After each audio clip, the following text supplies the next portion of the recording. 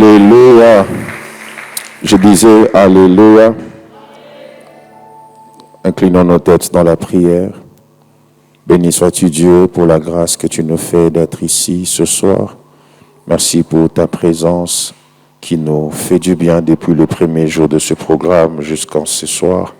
Je te prie Dieu par ton esprit de nous rendre afin que nous puissions parler à ton peuple tel que tu le veux et que tes objectifs soient atteints les uns après les autres. Au nom de Jésus que nous avons ainsi prié, ensemble nous disons Amen. Je vais vous garder debout, on va lire quelques portions des Écritures. Si on peut m'aider avec le volume, si on peut m'aider avec le son, s'il vous plaît. Psaume chapitre 20, notre texte de base, le verset 9.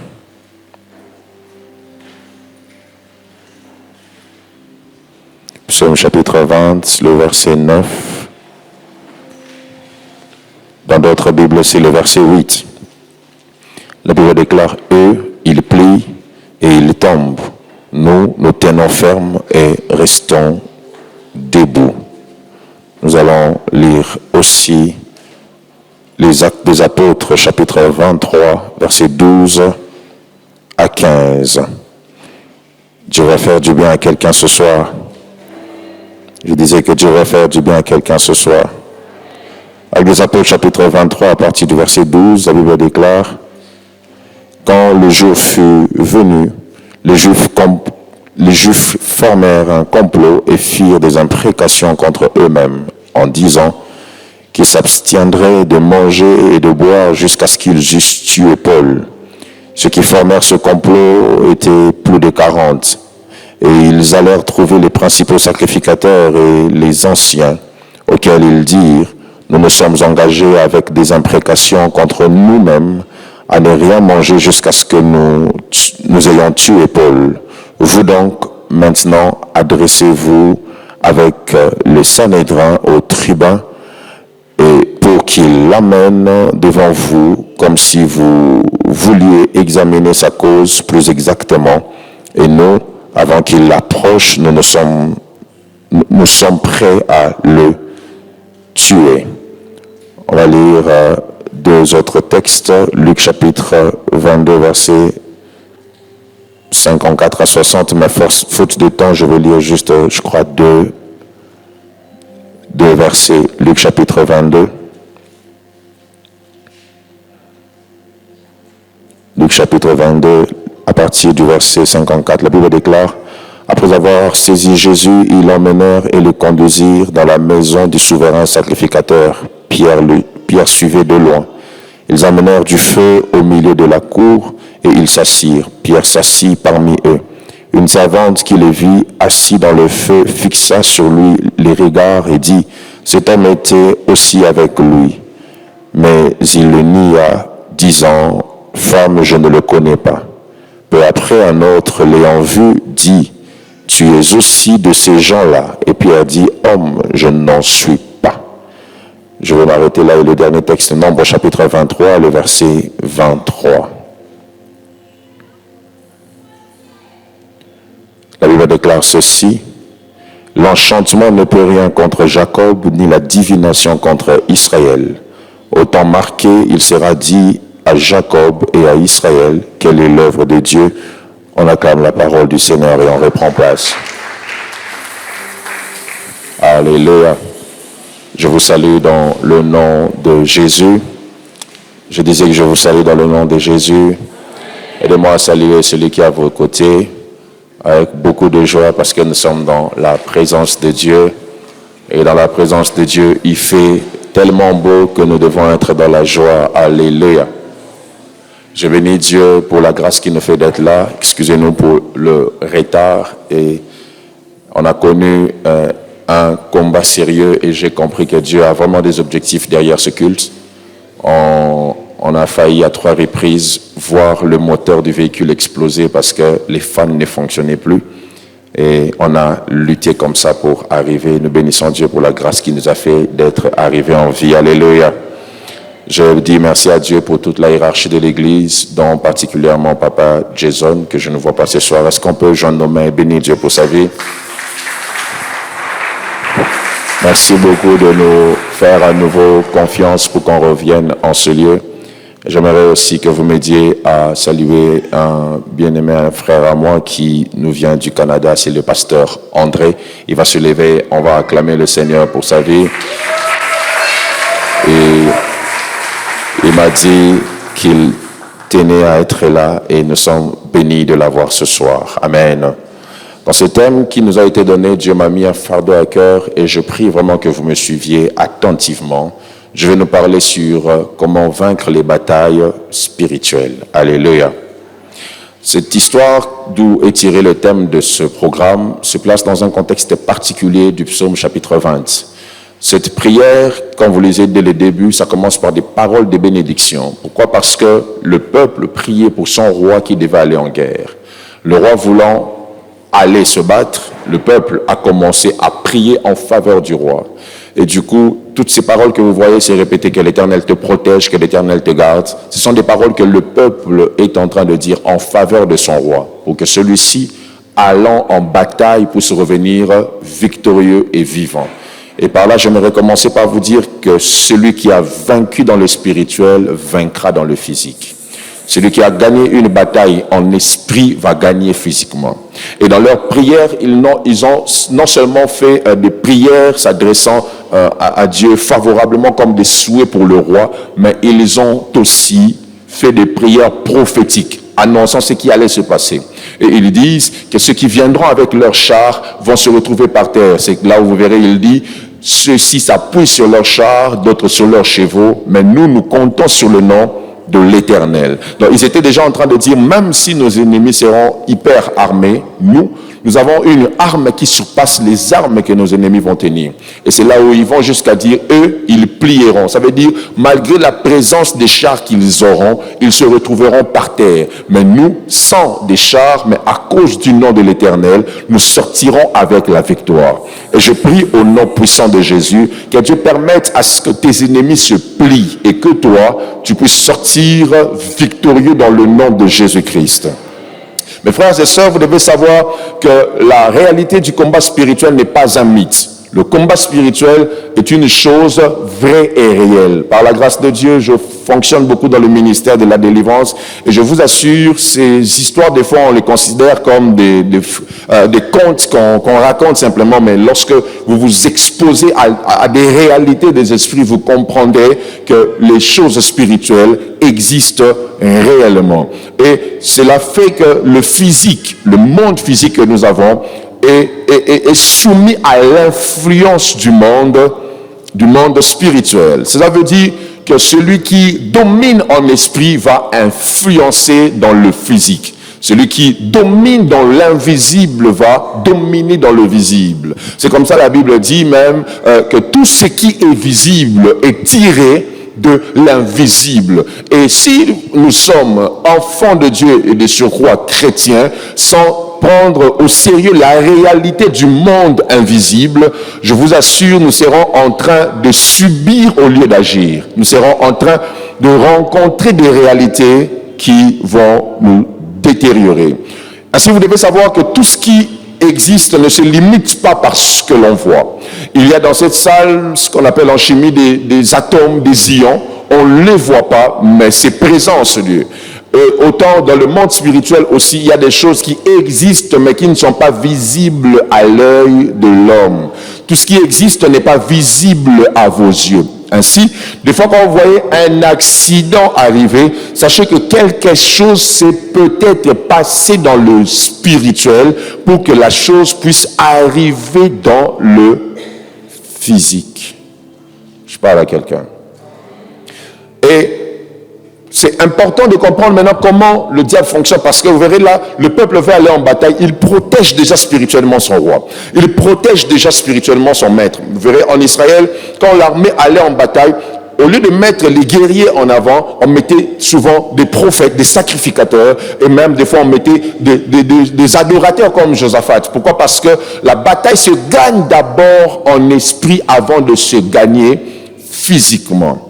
Et lorsque vous êtes exposé à la réalité du combat spirituel, vous devez savoir que l'ennemi qui est le diable a sa manière de fonctionner. Éphésiens chapitre 6 explique comment il fonctionne. Il dit que nous ne luttons pas contre la chair et le sang, mais nous luttons contre les dominations, les principautés. Dans le mot principauté, il y a le mot principe.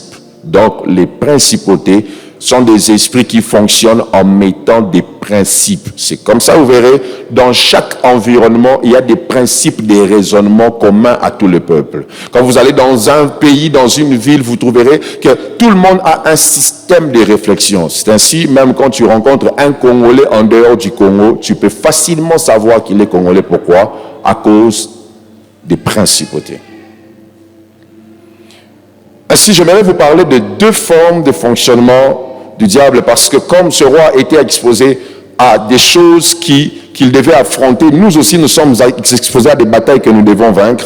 Et ce soir, par la grâce de Dieu, je crois que nous allons vaincre toutes les méthodes que le diable voudra utiliser contre nous. Voici la première méthode que le diable utilise dans les batailles spirituelles, ça s'appelle l'envoûtement.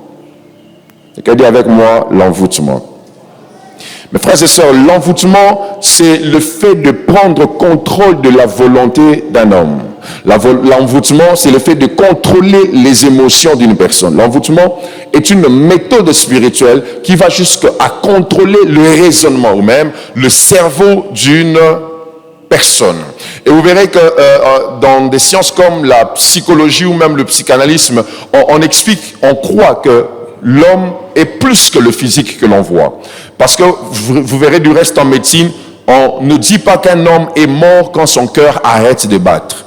On dit qu'un homme est mort quand son cerveau arrête de fonctionner. Il a été prouvé en 1400 aux États-Unis, on a fait une étude, on s'est rendu compte que la plupart des personnes qui étaient mortes dans une certaine position se sont retrouvées comme si elles se battaient. Je me rappelle, il y a quelques années, j'étais allé au deuil d'une amie qu'on avait perdue, et quand on faisait le tour du cercueil, je l'ai regardée, elle transpirait. J'ai directement regardé celui avec qui j'étais, j'ai dit, mais cette femme n'est pas morte, on l'a tuée, elle transpirait dans son cercueil. J'ai compris que quelque chose s'était passé. Et après, sa mère nous expliqua comment elle était morte. Elle était juste là. Elle a crié, j'ai mal à la tête. Directement, elle est tombée. Directement, elle s'est évanouie. Directement, on l'a emmenée à l'hôpital. Directement, on a déclaré qu'elle était morte. Mais dans le cercueil, elle transpirait. L'envoûtement, c'est lorsque le diable arrive à maîtriser, ou soit à manipuler. Et ça, même dans la science, il y a des sciences qui conduisent à la manipulation. Un psychanalyste, quelqu'un qui développe cette science peut manipuler quelqu'un. Il y a des traitements qu'on appelle des traitements par hypnose, où on te fait répéter des mots jusqu'à ce que tu t'endors. Et dans des niveaux plus élevés, ce n'est pas que scientifique, c'est même spirituel. Même spirituel. L'envoûtement.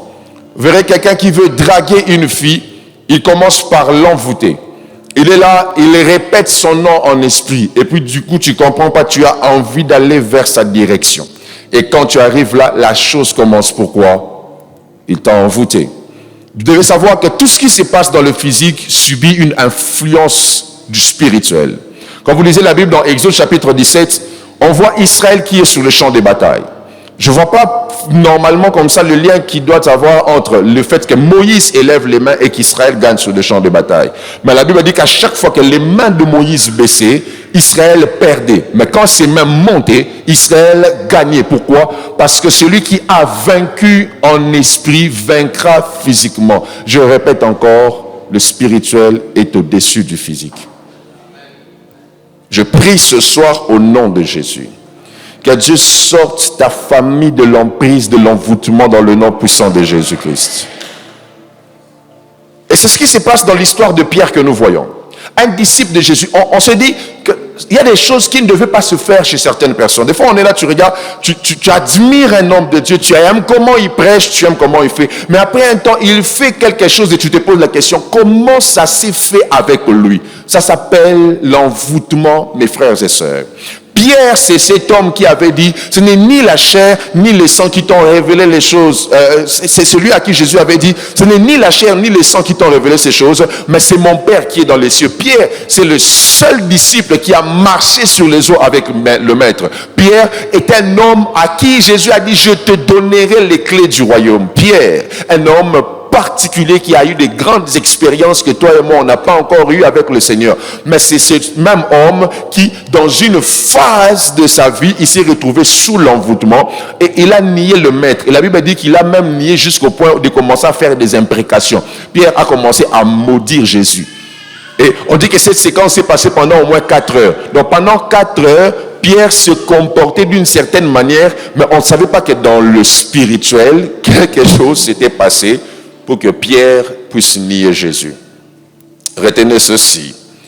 Ce n'est pas parce que nous ne voyons rien qu'il n'y a rien. Il y a des choses qui se cachent au-delà de ce que nous voyons. Je prie que Dieu élève le prophétique dans cette maison. Que Dieu vous donne les yeux de l'esprit pour que vous voyez des choses qui ne se voient pas. Il y a de ces fois où le diable cherche à envoûter, mais si vous avez les yeux de l'esprit, le diable ne pourra pas envoûter, car le prophétique veille comme la sentinelle. Un prophète veille comme une sentinelle afin que l'ennemi n'ait pas de voie d'accès. Je prie que Dieu éveille vos sens spirituels pour que vous soyez capable de détecter toute méthode d'envoûtement au nom puissant de Jésus. Il y a des gens, quand ils entrent dans ta maison, tu sens qu'ils ont apporté une certaine atmosphère, une énergie, et tu sens que depuis que cette personne est entrée dans ta maison, les choses ne fonctionnent plus. Il faut être sensible en esprit parce que tout ce qu'on voit n'est pas tout ce qu'il y a. Quelqu'un dit avec moi l'envoûtement. Et c'est Pierre à qui Jésus a dit, Satan te réclame pour te cribler comme du froment. Pierre était là. Pierre faisait son ministère à côté de Jésus, mais quelqu'un le réclamait. Quelqu'un disait, toi là, toi tu verras. Et Satan voulait le cribler sérieusement. Et c'est ce qu'on voit dans ces textes que nous avons lus dans les Actes des Apôtres chapitre 23. La Bible déclare que des Juifs, 40 personnes, mes frères et sœurs, se sont réunis. Ils ont jeûné. Ils ont fait des imprécations. Sujet de prière, Paul doit mourir. Alléluia. Sujet de prière, la mort de Paul. Pendant que Paul prêchait, pendant que Paul était en prison, 40 personnes ont jeûné pour sa mort. Ce n'est pas parce que tu ne sais pas que quelque chose ne se passe pas, mes frères et sœurs. Ce n'est pas parce que tu normalises les choses qu'il n'y a rien qui se passe réellement dans le spirituel. 40 personnes ont jeûné pour la mort de quelqu'un. Quelle perte de temps. L'envoûtement. Quand il y a envoûtement, nos actions sont contrôlées par un effet spirituel. Quand il y a envoûtement, on constate un changement radical chez la personne envoûtée. Quelqu'un qui était doux devient brutal. L'homme romantique qui a commencé la relation avec les restaurants devient boxeur. L'homme le plus fidèle de la terre que tu as épousé, qui était doux, qui rentrait à 16 heures, est devenu l'homme le plus infidèle. Un homme qui avait les mains prospères n'arrive plus à avancer. Pourquoi? L'envoûtement. Quand il y a envoûtement, on peut croire que le mal est devenu bien. Quand il y a envoûtement, la réflexion et les actions sont perturbées. L'envoûtement. Et ce soir, comme ce roi pour qui le peuple a prié, nous allons vaincre aussi l'envoûtement au nom de Jésus. Je me rappelle un jour, une famille m'a appelé, leur enfant qui était en 4e primaire était devenu expert en vol, au point où c'est comme s'il y avait des démons qui lui disaient où est-ce qu'on a caché l'argent. On m'a dit ça ne va plus, on risque de jeter cet enfant. Je prends l'enfant, on commence à prier et je vois clairement le nom de quelqu'un. Et je lui dis, tu connais telle personne? Il dit, c'est mon collègue de classe. Je dis, qu'est-ce que cet ami t'a offert? Oh, il m'a offert un stylo. Je dis, donne-moi ce stylo. Depuis le jour où on a pris ce stylo, l'enfant a arrêté de voler. L'envoûtement. Des fois, les enfants que vous voyez avec des chignons qui parlent un bon français, qui disent pas petit, ils disent petit, petit. Le bon français, ils parlent français. Ils ont des démons. Alléluia. Alléluia.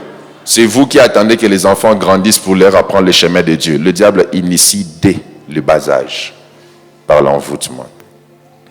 La deuxième méthode, c'est par là que je vais m'arrêter pour que nous puissions prier. La deuxième méthode que le diable utilise s'appelle la malédiction. Si la bénédiction signifie de manière la plus simple dire du bien, la malédiction veut dire le contraire, donc dire le mal. La malédiction fait des grands dégâts dans la vie des hommes et des femmes. La malédiction, c'est l'opposé de la bénédiction. Et bibliquement parlant, lorsqu'on parle de bénédiction, c'est le fait de revêtir une personne d'un habit spirituel qui le condamne à la réussite. Donc, quand on parle de malédiction, c'est revêtir quelqu'un d'un habit qui le condamne aussi à l'échec.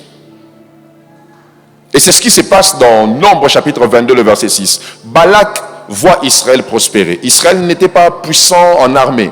Mais Balak dit à Balaam, ce peuple est plus fort que moi. La seule chose qui peut me permettre de le vaincre, c'est que tu dois d'abord dire du mal.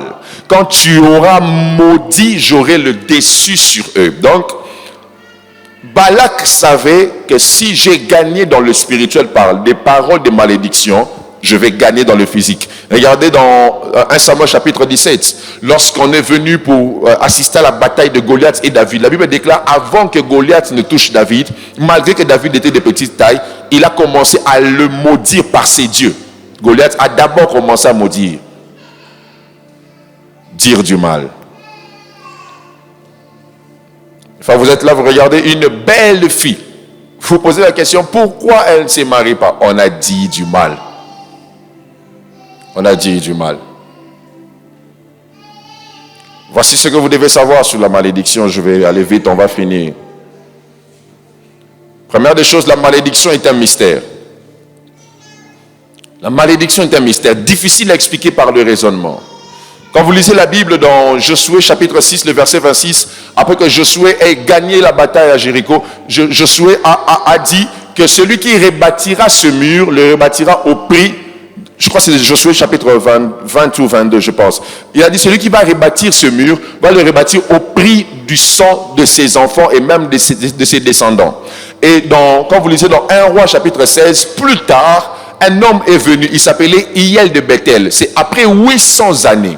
Cet homme ne savait pas que Josué avait maudit celui qui rebâtirait cet endroit. Lui, il vient et il veut rebâtir le mur. Il a commencé à perdre ses enfants. Les gens sont morts. Pourquoi? Parce que 800 ans avant, quelqu'un avait parlé sur cette terre et lui, ne sachant pas, il a subi cette malédiction.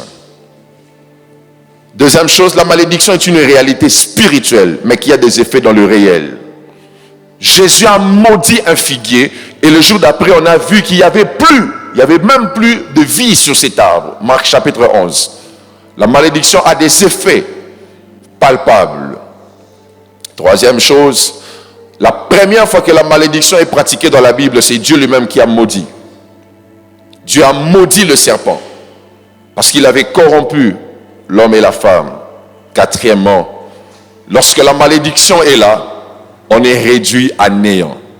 Tes capacités, tes compétences ne font rien. Tu as beaucoup étudié, tu sais que tu es intelligent. On sait que tu as des compétences. On n'arrive pas à te prendre. Vous savez, des fois, vous rencontrez des gens, tu entends parler, tu sens qu'il a des compétences, mais même toi, tu n'as pas envie de l'aider. Tu ne comprends pas pourquoi rien ne te donne l'envie de faire du bien à une telle personne. C'est parce qu'il y a une couverture qui fait qu'on ne lui fasse pas du bien. Ça s'appelle la malédiction. La malédiction.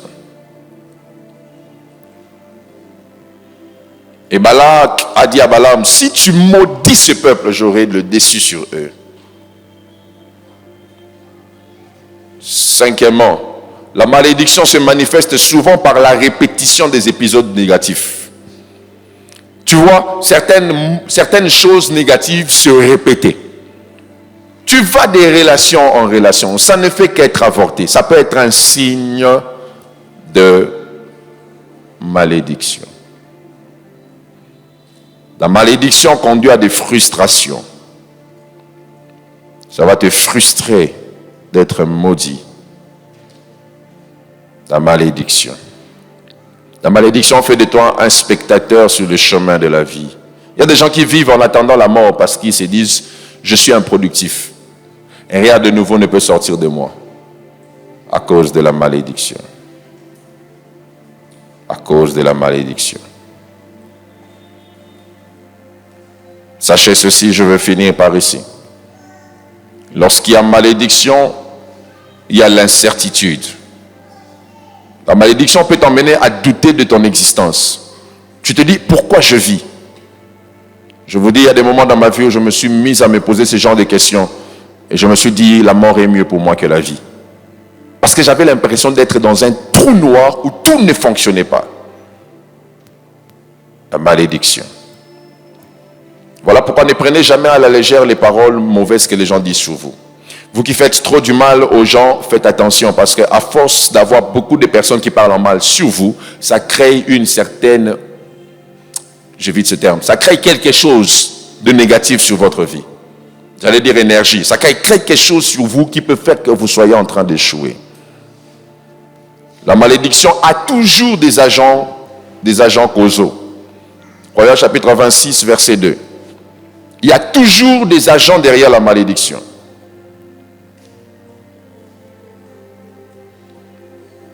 Toujours des gens derrière la malédiction. Ça peut être Dieu, ça peut être le diable, ça peut être les hommes. La malédiction.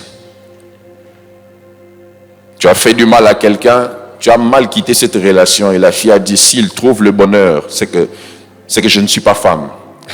Mon frère, quand il y a une cause, il y aura malédiction. Parce que la malédiction sans cause n'a pas d'effet. Quand il y a une cause, il y aura effet. Amen. Quand il y a une cause, il y aura effet. Tu as fait des avortements. Avortement après avortement. Vous savez, un médecin, un chirurgien a expliqué une fois comment se passe le phénomène de l'avortement. On a mis une fois, comment on appelle cet appareil qui permet de voir l'enfant? Pardon? L'échographie. On regardait un enfant qui était sur le point d'être avorté. Lorsqu'on a fait entrer le couteau pour le faire sortir, on montre l'enfant dans le ventre de sa mère en train d'avoir peur. Un fœtus, mais qui avait peur. Et quand on l'extirpait, l'enfant était comme en train de pleurer. Mais comme il n'a pas encore de voix, on n'entend rien. Tous ces enfants avortés sont des voix qui crient, même si on ne les a pas entendus. La malédiction. Tu as menti sur un événement alors que tu as menti sur quelqu'un d'autre pendant que c'est toi qui avais fait la chose. Vous savez, des fois on s'attire des malédictions pour rien. Et ça, je demande vraiment aux parents d'avoir la patience envers les enfants. Peut-être que tu avais volé la viande ces jours-là. On a demandé, c'est qui? Tu n'as pas répondu. C'est qui? Tu n'as pas répondu. Et maman a dit, ok, celui qui a volé ça ne verra jamais les bonheurs. Surtout que nous, en Afrique, on parle souvent facilement en mal. Et tu grandis, tu ne fais aucun lien entre une petite viande volée. Ce qui t'est arrivé. Vous savez comment Rachel est morte? Quand elle a fui, elle avait volé le fétiche de son père. Son père vient, il cherche le fétiche, il ne trouve pas. Rachel s'était assise sur le fétiche. Elle n'a pas voulu s'élever quand son père est arrivé. Elle a dit, je suis pendant mes périodes de femme. Et son père a dit, ok, celui qui a pris ce fétiche mourra. Et Rachel est morte très tôt. Non pas parce que c'était la volonté de Dieu, parce qu'elle était maudite. La malédiction. Derrière les paroles qui maudissent, il y a toujours une prise en charge spirituelle. Une prise en charge spirituelle. Une prise en charge spirituelle. Je me vais chuter par ces deux choses. La malédiction peut avoir aussi la capacité de prendre place par des gestes. Il y a des gens, quand ils maudissent, ils font des gestes. Je me rappelle un jour, quand on était enfant, on habitait une très grande parcelle ici à Pigeon. Et on s'amusait à aller, parce qu'il y avait des mamans qui venaient faire le champ, on s'amusait à aller détruire leur champ. Vous savez, des fois, des jeux qu'on fait, aujourd'hui quand je regarde, je dis, qu'est-ce qui me poussait à faire un tel jeu? Donc quand ces mamans venaient, elles étaient vieilles, elles souffraient pour planter. Quand elles partaient, nous on allait, aisément, on piétinait leur maïs. Et à chaque fois qu'elles revenaient, elles voyaient le maïs piétiner. Elles s'est fâchées, elles parlaient. Et un jour, je me rappelle, quand elles sont venues, on a fouillé, mais de loin, je regardais. L'une de ses mamans, elle parlait, elle frappait son panne comme ça. Elle parlait. C'est passé après plusieurs années. J'avais l'impression que ma vie n'avançait pas. Paf, cette image-là m'est revenue. J'étais trop jeune, je pense que j'avais au moins 7 ans, 8 ans, 9 ans. Et je ne pouvais pas m'imaginer que quelque chose de comme ça allait avoir des effets sur moi. Le jour où Dieu m'a ramené son esprit, je vous assure, j'étais déjà prédicateur, je servais Dieu, mais ma vie n'avançait pas. Et Dieu m'a dit, ces femmes-là ont parlé en mal sur vous.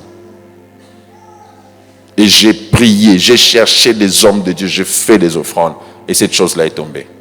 Et je crois que dans ta vie aussi, ça va tomber ce soir. Je disais, ça va tomber. Et la dernière des choses que vous devez savoir, la malédiction n'est pas éternelle. Elle a aussi une date de péremption. La malédiction est arrêtable. Et dans le nom puissant de Jésus, que ce soit la malédiction, que ce soit l'envoûtement, nous déclarons ce soir que ça n'aura plus d'effet sur ta vie au nom puissant de Jésus. Autant ce peuple a payé pour son roi, je prie pour toi, je prie pour quelqu'un en ce lieu qui pendant un temps tu sentais que ta volonté était contrôlée, tu sentais qu'il y avait une emprise sur toi. Je vais déclarer dans le nom puissant de Jésus-Christ que tu sors de l'emprise de l'envoûtement. Donne-moi le meilleur de tes amens. Je dis, tu sors de l'emprise de l'envoûtement, tu sors de l'emprise de la malédiction. Jésus s'est fait malédiction pour que tu sois béni. Jésus s'est donné à la croix pour que tu sortes de l'emprise de la malédiction. Et dans le puissant nom de Jésus, je viens décréter et déclarer ce soir que le Dieu de la Bible te donne la victoire sur la malédiction dans toutes ses formes. Je n'ai pas entendu la main de quelqu'un ce soir. Ce soit comme Balak qui a parlé à Balaam. La Bible déclare quand Balaam voulait maudire, il a regardé, il dit ce peuple n'est pas maudissable parce qu'ils ont un Dieu, ils ont un Dieu. Et je déclare ce soir que tout ce qui t'avait maudit hier, ce soit par la puissance du Dieu qui m'a envoyé, je déclare que tu sortiras de l'emprise de la malédiction. Les réalités spirituelles, les anormales qui traînaient dans ta famille, qui traînaient dans ta vie, ce soir Dieu m'a mandaté pour te dire qu'elles prennent fin dans le nom puissant de Jésus. Je n'ai pas entendu la main de quelqu'un. Dieu m'envoie te dire que ces réalités sont en train de prendre fin. Tu sortiras de ce programme non pas en étant plié mais en étant debout, parce que Dieu te relève. Je dis, Dieu relève la tête d'un roi, Dieu relève la tête de quelqu'un, Dieu relève la tête de quelqu'un qui était sous l'emprise, Dieu relève la tête d'une famille qui était dans l'emprise financière, Dieu relève la tête de quelqu'un qui était sous l'emprise matérielle, Dieu relève la tête de quelqu'un qui était sous l'emprise de la maladie. Dieu m'a envoyé te dire ce soir qu'il te sort d'une emprise du monde des ténèbres. Si tu le crois, tu me donnes un meilleur amen que celui-là. Que Dieu te sorte de l'emprise de la malédiction. Et je viens décréter et déclarer à tout esprit qui opère dans l'atmosphère, qui empêche à ce que tu évolues, qui empêche à ce que ton nom soit cité parmi les grands, à tout esprit qui fonctionne pour t'empêcher d'avoir la réussite et le succès, dans le nom puissant de Jésus, je décrète et je déclare que le Dieu de la Bible renverse leur autorité. Je décrète et je déclare ici dans cette église, les forces des ténèbres n'auront plus de place d'action, car la puissance du nom de Jésus s'établit encore. Jésus-Christ est Seigneur et il a vaincu la malédiction. Donne-moi le meilleur de tes amens et je te parle ce soir. Jésus est Seigneur et il a vaincu la malédiction. Et je te déclare béni ce soir au nom de Jésus. Je dis, je te déclare béni dans ce soir au nom puissant de Jésus.